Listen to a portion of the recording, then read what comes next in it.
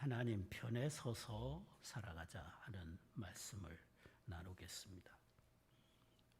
모세가 시내산에 올라가서 40일 동안 머무는 동안 소식이 없으니까 이스라엘이 하나님을 거역하고 금송아지를 만들죠. 애굽에서 나올 때에 애굽 사람들이 많은 금을 내주면서 이것 가지고 빨리 가라고, 당신들 때문에 우리가 다 죽고 있으니까 어서 가라고 주었던 것이 금이잖아요. 그 금을 모아가지고 송아지 형상을 만든 거예요. 그리고 높이 세워놓고 이 금송아지가 우리를 애굽에서 인도하여 낸 여호와다. 여호와를 금송아지 형상으로 바꿔놓은 거죠. 그리고는 그 금송아지 앞에서 노래하고 찬양하고 경배하는 이런 악을 저지른 거죠. 하나님의 은혜들을 수없이 맛보았고 하나님이 그들과 함께 계시고 그들이 하나님의 사랑 가운데 살면서도 그 하나님을 믿지 못하고 모세가 오래 안 내려오니까 이제 우리를 인도하는 모세도 죽었나 보다, 그렇게 생각하고 하나님을 신뢰하지를 못하는 거예요. 자기들이 그 광야에서 다 죽어갈까 봐서 금송아지를 만들고, 이 금송아지가 이제부터 우리의 신이다, 이 금송아지가 우리를 인도할 것이다, 그렇게 하고 하나님의 영광을 대적하는 이런 큰 죄악을 범하고 있는 것이죠. 그때 모세가 산에서 내려오니까 그 백성들이 방자하게 행했다는 거죠. 이 방자란 말은 단어 뜻을 보면 고삐가 풀린 망아지, 그런 뜻이에요. 고삐가 풀린 송아지, 망아지가 지 마음대로 뛰고 다니면서 온 세상을 다 뛰어다니면서 짓밟잖아요. 하나님의 굴레를, 하나님의 말씀의 굴레를 벗어 던지고 인간이 자기 욕심대로 날뛰는 그런 모습이 이 금송아지를 만들어서 찬양하고 경배하는 그런 모습이었던 것이죠. 모세가 크게 분노하죠. 분노하면서 그 금송아지를 불태웁니다. 불태워가지고 가루로 만들어요. 가루로 만들어서 그것을 백성들 보고 전부 마시라 그럽니다. 그 금송아지가 진짜 신이라면 불태워지면 안 되죠. 가루로 부서지면 되겠어요? 신이 불태워지고 가루로 부서졌으니까 그건 신이 아니잖아요. 엉터리 신을 섬긴 거죠. 그리고 그걸 갈아서 백성들로 하여금 마시게 했다는 건 뭘 의미하냐면 너희들이 지은 죄를 너희들 스스로 감당하라는 의미를 가지고 있어요. 너희들이 저지른 죄의 값을 너희들이 치러라 그래요. 그리고는 모세가 큰 소리로 외치기를 누구든지 여호와 편에 선 자는 이 앞으로 모여라. 여호와 편에 선 자는 이리 나와라. 그러니까 13지파잖아요. 레위지파까지 이스라엘이 13지파인데 13지파 중에서 레위지파만 모세 앞에 모인 거예요. 그러니까 다른 12지파는 여호와 편에 서지 못하고 레위지파만 여호와 편에 선 거예요. 그 레위지파에게 모세가 명령하죠. 칼을 빼들고 가서 닥치는 대로 죽여라. 네 가족이든 네 부모든 네 자식이든 네 아내든 네 형제든 네 이웃이든 가서 닥치는 대로 죽여라. 왜? 그들은 다 여호와 반대편의 선자들이잖아요. 금송아지를 만들어서 금송아지를 찬양하고 우상에 빠진 자들은 이미 여호와 반대편의 선자들이에요. 그럼 너희들이 진짜 여호와 편에 섰다면 여호와 반대편에 선 그들을 닥치는 대로 가서 죽이라는 거예요. 그래서 레위지파가 칼을 빼들고 가서 자식도 죽이고 아내도 죽이고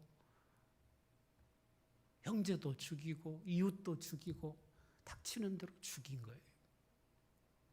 그렇게 해서 3,000명이 죽었어요.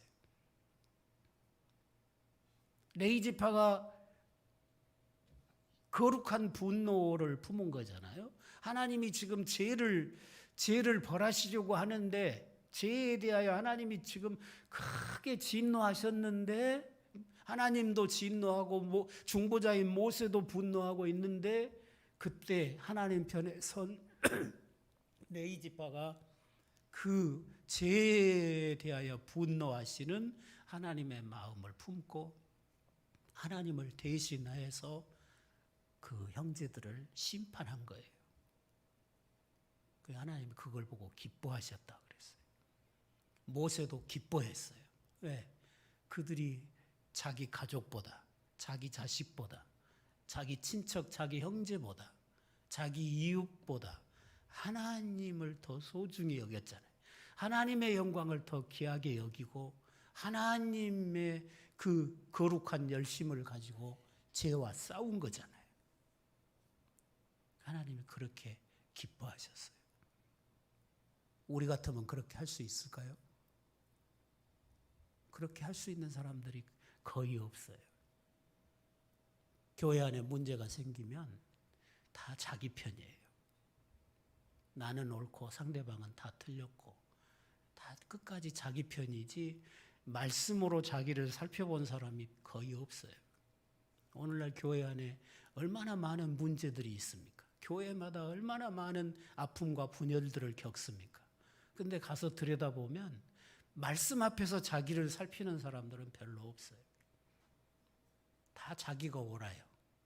그러니까 자기가 죄를 범하고도 자기가 잘못하고도 하나님 편에 서는 게 아니라 자기 편에 서요. 내가 범죄했을 때 내가 진정으로 하나님 편에 선다면 내가 이렇게 죄를 범했구나. 내가 이렇게 부끄러운 일을 행했구나. 하나님의 말씀 앞에서 가슴을 치고 자기를 책망하고 자신의 죄를 부끄럽게 여기고 회개해야 되잖아요. 그런데 하나님 편에 선 게 아니라 자기 편에 서니까 변명하기에 급급해요. 자기가 범죄한 것에 대해서 자기를 정당화하기에 급급해요. 그 사람 하나님 편에 선 사람 아니에요. 그런데 그런 사람을 또 옆에서 편드는 사람들이 많이 있어요. 주로 그 사람하고 친한 사람들, 그 사람하고 가까운 친척들, 그 사람하고 가까운 친구들, 그런 사람들 편을 다 들어요. 그래서 교회가 둘로 나누어져서 박이 터져라고 싸우는 거예요. 하나님 편에 선 사람 별로 없어요. 오늘 우리에게 어떤 큰 이해관계가 생겨났을 때 나는 내 이해관계를 다 내려놓고 나는 마지막까지 주님 편에 설 수 있겠는가? 나는 하나님 편에 설 수 있겠는가? 한번 생각해 보십시오. 지금은 그런 어려운 일이 없으니까 나는 하나님 편에 설 것이라고 생각을 하고 장담을 하겠지만 실제 그런 일이 벌어지면 거의 대부분은 다 자기 편이에요. 거의 대부분이 다 자기 친척 편이지 하나님 편에 설 자가 별로 없어요. 오늘 레이지파는 하나님 편에 섰죠. 그리고 하나님의 분노로 칼을 빼서 자식도 죽이고 우상에 빠진 자식도 죽이고 우상에 빠진 아내도 죽이고 우상에 빠진 친척 형제도 죽이고 친구도 죽이고 이웃도 죽인 거예요. 그들이 죽이지 않았으면 하나님이 다 죽였겠죠. 내가 이 백성을 진멸하겠다. 내가 이 백성을 다 쓸어버리겠다. 그리고 모세 너를 통해서 다시 강대한 나라를 일으키겠다. 하나님이 그렇게 말씀하셨거든요. 그때 모세는 하나님 앞에 나아가 기도하죠. 하나님, 이 백성을 쓸어버리면 안 됩니다. 하나님이 이 백성을 애굽에서 그렇게 큰 권세와 능력으로 구원해 내셨는데 하나님이 구원해 내놓고 이 백성을 여기서 다 죽이면 세상이 뭐라고 하겠습니까? 여호와의 이름이 이 백성에게 걸려 있는데 여호와의 이름이 걸려 있는 이 백성을 다 죽이면 여호와의 이름이 땅에 떨어집니다. 그러니 하나님 영광을 위해서 이 백성을 용서해 주십시오. 세 번째는 또 뭐라고 그랬냐면 하나님이 아브라함과 이삭과 야곱에게 약속하지 않았습니까? 아브라함과 이삭과 야곱 우리 조상들에게 약속하기를 너의 자손들이 복을 얻을 것이라고, 너희 자손들을 내가 지키겠다고, 너희 자손들을 가나안 땅에서 영원히 살게 해주겠다고 하나님이 약속해놓고 그 약속을 하나님이 깨시려고 그럽니까? 그러니 아브라함과 이삭과 야곱과 맺은 언약 때문에 이 백성을 용서해 주십시오. 그러면 모세는 누구 편에 선 건가요? 하나님 편에 선 건가요? 범죄한 백성 편에 선 건가요? 얼른 보면 범죄한 백성 편에 선 것 같지만 중보자를 세우신 이가 하나님이에요. 중보자를 멸망을 당해 마땅한 자기 백성을 구원하시려고 중보자를 세우신 분이 하나님이고 중보자를 통해서 일하시는 분이 하나님이에요. 우리가 얼른 보면 하나님은 그냥 무섭고 범죄하면 그냥 다 죽여버릴 그런 생각만 하고 계시고, 모세는 하나님보다 훨씬 더 마음이 넓어가지고 하나님 그래도 용서해 줍시다, 하나님의 이름을 위해서 하나님 영광을 위해서 이 백성 용서해 주시다 하고 구하고 있으니까 모세가 하나님보다 훨씬 마음이 넓잖아요. 아량이 넓잖아요. 근데 그게 아니고 다 죽어 마땅한, 다 심판해 버려야 될, 다 진멸해 버릴 그 자기 백성을 구원하시려고 하나님이 중보자를 세우는 거라고요. 그리고 그 중보자의 기도를 들으시고 당장 심판해야 될 그 백성들을 심판하지 아니하시고 중보자 안에서 용서하시는 하나님을 거기서 계시하고 계신 거예요. 오늘 우리도 마찬가지죠. 우리에게 중보자이신 예수 그리스도가 계시기에 우리가 죄를 용서받고 구원받고 이 자리에 있는 거지. 우리에게 중보자 예수 그리스도가 없어 봐요. 누가 우리의 죄를 담당하겠어요? 누가 내가 받아야 될 영원한 형벌을 대신 받을 자가 누가 있어요? 우리는 다 각자 자기 죄로 영원한 멸망을 받아야 당연하고 지옥불에 던져져야 당연한 거 아니잖아요. 당연한 것이잖아요. 그런데 우리의 중보자, 하나님이 우리의 중보자로 자기 아들을 보내시고 그 아들로 하여금 우리의 모든 죄를 다 담당하고 십자가에 죽게 하셨잖아요. 그리고 그 중보자에게 피하는 자, 그 중보자를 의지하는 자, 그 중보자를 피난처 삼고 그 중보자에게로 나오는 자들을 죄의 형벌에서 구원해 주시는 거죠. 그게 하나님의 구원의 방식인 거예요.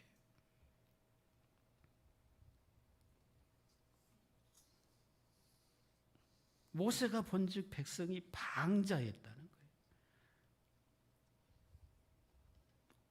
고삐 풀린 망아지처럼 날뛰었다는 거죠. 오늘 우리들도 하나님 앞에서 철저하게 나 자신을 말씀 앞에 굴복시키지 아니하면, 왕 되신 주님께 내 모든 삶을 굴복시키지 아니하면 하나님 보시기에 심히 방자한 거죠. 교만하고 지 뜻대로 행하고 지 고집대로 행하고 지 욕심대로 살고, 그게 방자한 거잖아요. 그러면 안 되는 거죠.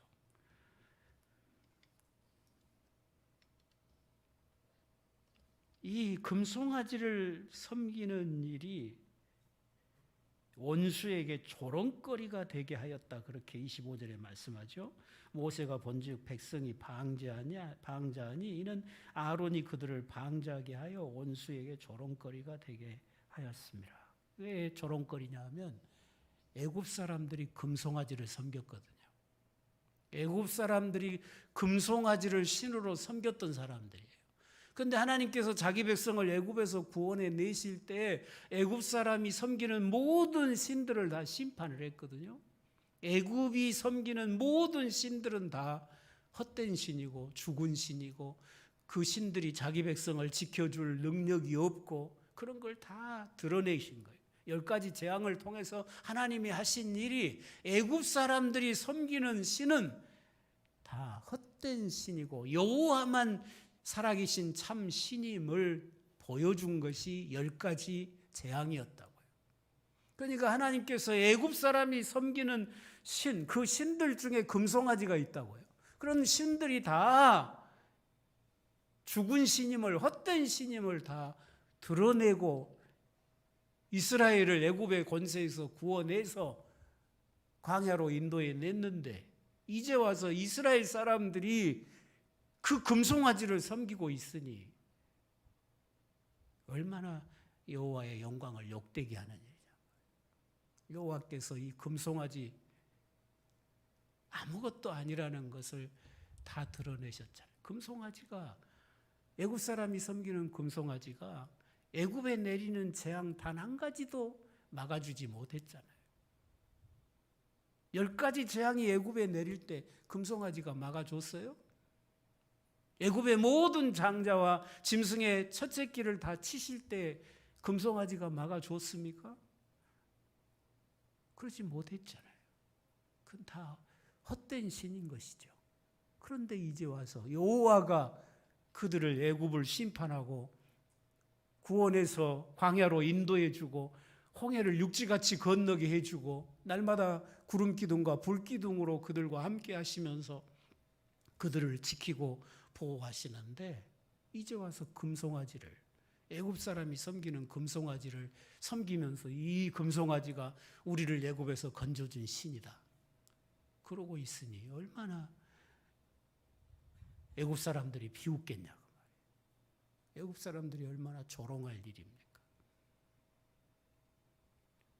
저와 여러분이 예수 그리스도의 십자가 부활로 죄와 사망에서 진실로 구원받았다면, 내가 예수 그리스도의 구속의 은혜를 입고 내가 죄와 멸망에서 구원을 받고 하나님의 자녀가 된 것이 확실하다면 세상 사람들에게 조롱거리가 돼서는 안 되잖아요. 내가 주님보다 다른 걸 더 사랑하면, 내가 말씀대로 살지 못하고 내가 정말로 하나님에 의해서 구원을 받고 하나님에 의해서 영생을 얻었다면 하나님을 가장 존귀히 여겨야 되고 하나님의 말씀에 순종하는 삶을 살아야 되고 철저하게 하나님의 말씀에 멍에를 메고 그리스도를 왕으로 삼고 살아야 되잖아요. 그런데 믿습니다 하면서도 주님의 멍에를 메려고 하지도 않고 말씀에 순종하려고 하지도 않고 내가 내 몫대로, 우리 믿는 사람들이 다 자기 뜻대로 자기 욕심대로 산다면 원수들이 얼마나 조롱하겠어요. 마귀가 얼마나 조롱하겠습니까? 우리가 철저하게 나를 구원해 주신 주님을 왕으로 모시고 왕께 순종하고 그 왕의 말씀에 순종하는 삶을 살아야 그게 나를 구원하신 하나님이, 나를 구원하신 주님이 참 신이심을, 참 구주이심을 세상 앞에 드러내는 일이 아니겠습니까? 오늘 우리는 진실로 주님 편에 서 있는가? 내게 어떤 결단해야 될 순간이 왔을 때 나는 주님 편에 설 수 있을 것인가? 잘 생각해 봐야 돼요. 일제하에서 일본 사람들이 예수 믿는 사람들을 잡아다가 신사참배를 강요했잖아요. 대부분의 사람들은 신사 앞에 엎드려 절했죠. 우상 숭배했어요. 왜? 자기 목숨이 아까우니까. 자기 편에 선 거잖아요. 자기 편에 서 있는 사람들은 다 신앙을 버렸어요. 예수님 배신했어요. 그러나 주님 편에 선 사람은 자기 목숨을 걸고 믿음을 지켰죠. 끝까지 신사참배를 거부하고 신앙의 정절을 지켰어요. 그들은 분명히 주님께서 영원한 생명의 면류관으로 갚으셨겠죠. 영원한 하늘의 영광으로 주님께서 상 주셨을 것입니다.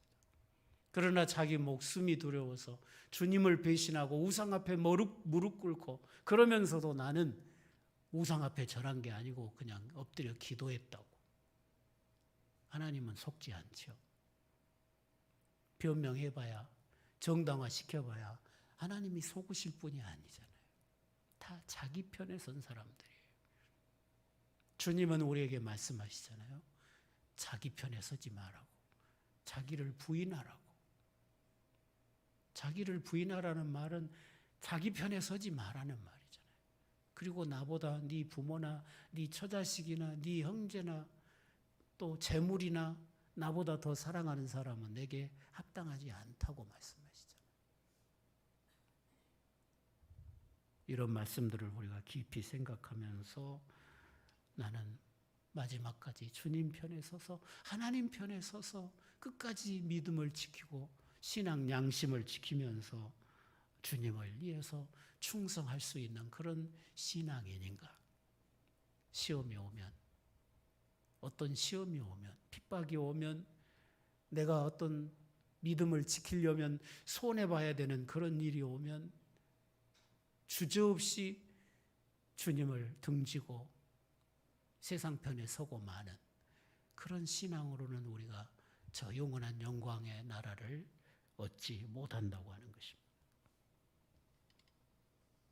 혈족의 편에 서지 말고, 나와 가까운 사람 편에 서지 말고, 진실로 예수님 편에 서서 주님과 동행하고 주님을 섬기는 그런 진정한 믿음의 삶을 살아가시기를 바랍니다.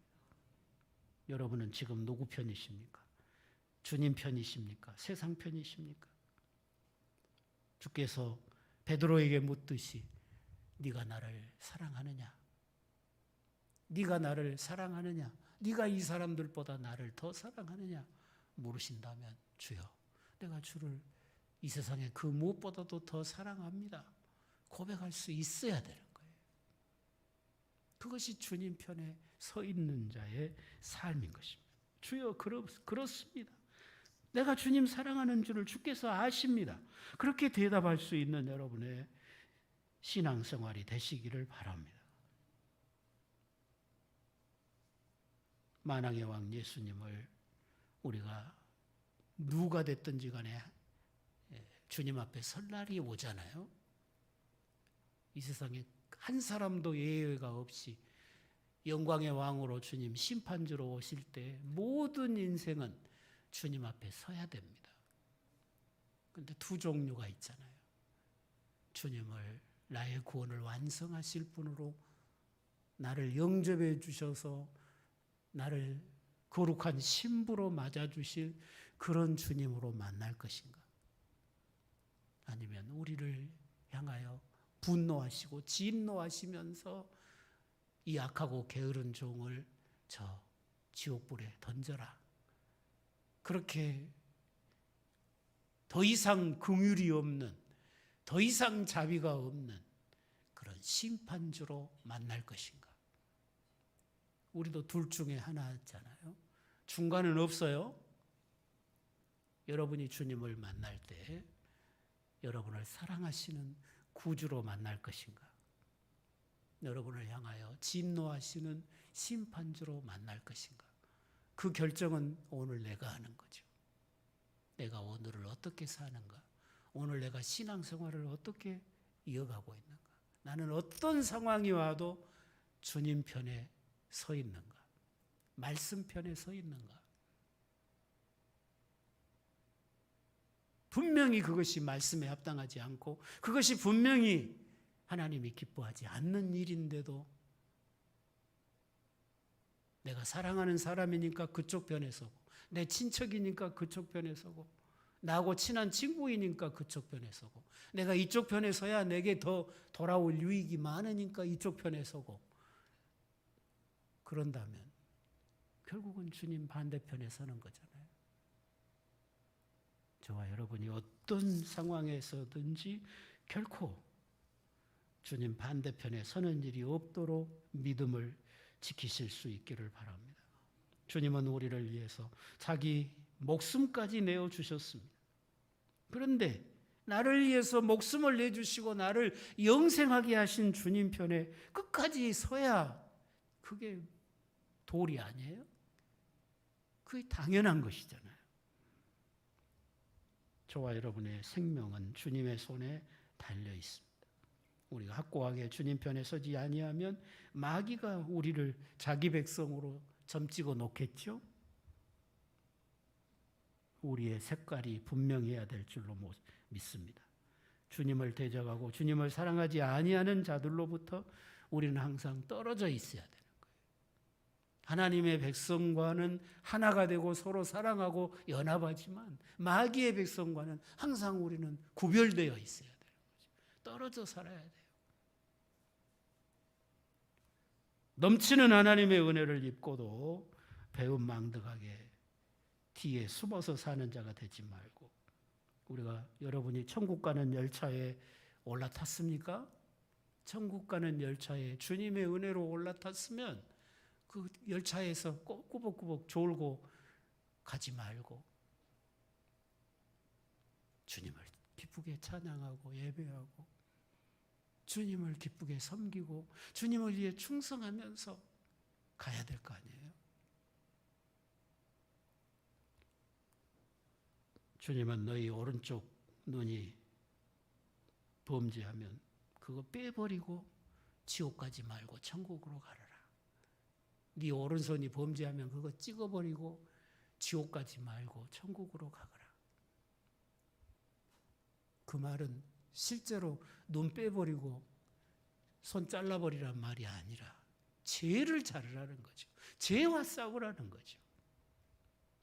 하나님이 기뻐하시는 선은 열심히 행하고 하나님이 기뻐하시지 않는 죄와 악은 생명을 걸고 싸워서 나를 주님 앞에 온전하게 세워가야 되는 거죠. 그게 주님 편에 서는 삶 아니겠습니까? 우리 모든 성도들은 주님 편에 사는 삶이 되시기를 바랍니다. 올, 화, 수, 목, 금, 토 엿새 동안 살면서, 세상에 살면서 세상 사람들이 보면 자기들하고 똑같으면 저 사람 교회 다닌 것 말고 교회에서 무슨 직분 맡은 것 말고는 우리하고 다른 게 뭐냐. 똑같은 욕심 부리고 똑같은 것을 목표로 똑같은 이유로 살고 있으면 똑같은 거잖아요. 그건 세상 사람이죠. 주님 편이 아니잖아요. 세상 사람들이 여러분을 봐도 저 사람은 진짜 믿는 사람 같다. 하나님의 백성 같다. 하나님의 자녀답다. 그렇게 인정받을 수 있어야 되잖아요. 그게 하나님 편의 선자의 삶이 아니겠습니까? 세상 그 무엇도 말고 오직 예수님만을 주인 삼으시고 주의 나라와 주의 복음을 위해서 헌신하는 삶이 되시기를 바랍니다. 그 길이 고난의 길일지라도 그 길이 환난의 길일지라도 주님 편에 서서 끝까지 그 길을 가시기를 바랍니다. 그래야 영생에 이를 수가 있어요. 언뜻 하면 내 편 들고 언뜻 하면 나하고 가까운 사람 편 들고 언뜻 하면 주님 반대편에 있는 사람 편 들다가 주님이 심판하실 때 함께 심판받는 자가 되는 일이 없도록 믿음을 지켜 가시기를 바랍니다.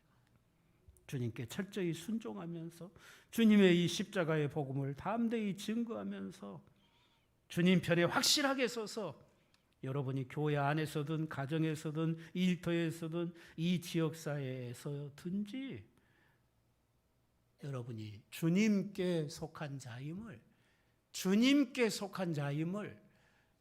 드러낼 수 있는, 보여질 수 있는 그런 삶이 되시기를 바랍니다. 예수 믿는 사람이 왜 저래? 교회 다니는 사람이 왜 저래? 그건 주님 편에 선 모습이 아니잖아요. 주님 편에 선 자다운 거룩한 모습으로 그리스도의 향기가 되고 복음의 편지가 되어서 그리스도의 아름다운 덕을 나타내고 어떤 경우에서든지 주님 편에 서서 주님을 존귀케 할 수 있는 그런 신앙, 이제 마지막 때가 왔잖아요. 마지막 때가 오면 사람들은 다 자기를 사랑하고 돈을 사랑하고 자긍하고 교만하고 원수 맺고 그런다고 주님은 말씀하셨잖아요. 그리고 배도가 일어나고 예수 그리스도의 복음의 도를 배신하고 세상으로 떠나간다는 거예요. 그런데 그것도 한두 사람이 아니고 큰 배도가 일어날 것이라고 경고하고 있는 거예요. 벌써 코로나를 겪으면서 한국 교회가 3분의 1이 교회를 떠났잖아요. 그들이 정말로 예수 그리스도를 자기 생명으로 알고 예수 그리스도를 떠나서는 내가 살 수 없음을 안다면 어떻게 주님을 떠날 수 있나요? 어떻게 교회를 떠날 수 있나요? 떠날 수 없는 거죠. 그런데 그런 확실한 믿음이 없으니까 떠나는 거잖아요. 여러분은 어떤 환난이 우리 앞에 다가올지라도 마지막까지 주님만 나의 생명이라고 고백하고 주님 편에 남는 그런 삶. 여러분의 이해관계를 따라서 무슨 일을 결정하지 말고 항상 주님 편에 서고 이렇게 해서 주님께 영광이 되겠는가를 생각하면서 주의 영광을 봉사하는 그런 믿음의 삶이 되시기를 주의 이름으로 간절하게 부탁을